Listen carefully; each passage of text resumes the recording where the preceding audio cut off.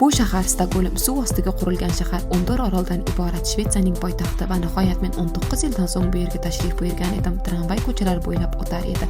Stokgolm tramvayi shahar bilan uyg'unlashib ketgan, go'yo shaharning bir qismi edi. Dronningsgata Stokgolmning eng mashhur piyodalar ko'chasi 1600-yillarda qurilgan, asrlar davomida shahar hayoti mana shu ko'chada to'plangan. Bu ko'cha shunchaki ko'cha emas, bu tarix edi. Skandinaviyada hatto militsiya ham tartibli va chiroyli ko'rinar edi. Qulay va chiroyli kafeda branch, atrofda yoqimli muhit, musiqa, hayot go'zal edi.